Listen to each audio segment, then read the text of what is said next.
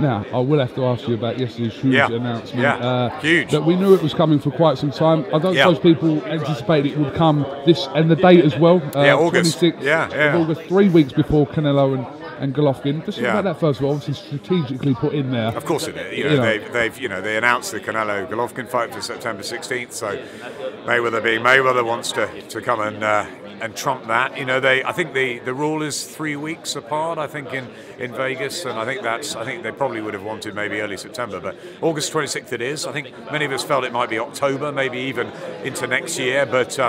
The rumour mill started very quickly, sort of Sunday, Monday, and whether it was actually physically signed, but I expected it to happen this week. I expected it to come out.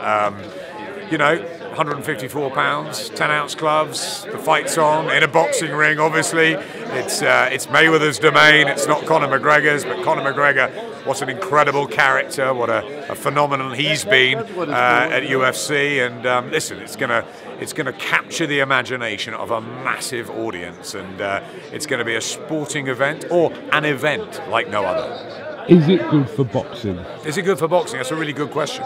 It's gonna put us on the map. These things keep putting us on the map. Is it a fight like Golovkin and Canelo? No. Is it a fight like Ward and Kovalev? No.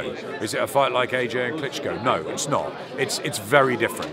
You're taking one guy who has been utterly supreme for 20 years in his sport, and you're taking another guy who is the biggest name, the biggest personality, the most feared guy in UFC, okay? They're two different sports. They're coming together, and it's in Mayweather's. It's in our sport. Is it good for boxing? It's an intriguing, absorbing, fascinating event which everybody is going to want to see what happens. So the spotlight's on our sport. So yes, it may not be the great matchup in boxing terms as we're used to, and 99% of people will feel Mayweather will win this fight, and he starts a huge favourite. You never know, he's 40, 2 years inactive, Conor McGregor can at least punch, but yeah, I mean, come on. He's a novice in a boxing ring against a guy who's reigned supreme and probably the best to lace them up since Sugar Ray Leonard. So let's get that into perspective. But what I'm seeing it as is a huge event, an event that's going to stop traffic and make people watch, and that is good for sport. I'm assuming Sky will be going in hard to get this fight, Adam. I hope we do get it. It's an event I'd love to be involved in, obviously. So we have to wait and see on that front. But Floyd Mayweather, we followed a great deal of his career. I was there in Atlanta when he lost. He got the bronze medal. I thought he was robbed that night. I've been fascinated with Mayweather ever since. The early days when he was winning at super featherweight, when the talk was that maybe he'd fight Nassim Hamed, right the way through the great nights, the Diego Corraleses, the Mayweathers, the Castillo couple that gave him trouble. It's been a fantastic story, hasn't it, with Mayweather? He's been in the biggest events ever. Pacquiao. Now it's another one. It's 50-0. Will it be? Probably. Beating the Marciano record. It's been a great story, and Floyd, has worked very hard to come up with the way he's run it, and his skills in the ring have told the story time and time again. People criticise him for being boring, for being dull, whatever. I think he's brilliant. I think he's absolutely fantastic. I think he's been incredible for boxing. And I'm really fascinated with Conor McGregor. I'm not a massive UFC fan, but I watch McGregor. I love the narrative. I love the story. I love the personality. It captures the imagination, doesn't it? And he's a one-off himself.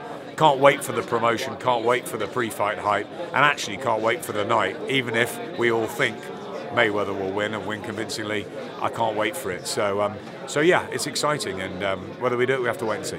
Just finally, is there a possibility that we could see 4 pay-per-views in 5 months at the back end of this year? I don't know. All I know, Kugan, is that it's a really, really booming time for boxing. So we have to look at it. We have to look at what we believe is a Sky Sports box office event. Obviously, we've got to look at when Anthony Joshua is going to come back, whether Tony Bellew fights David Haye.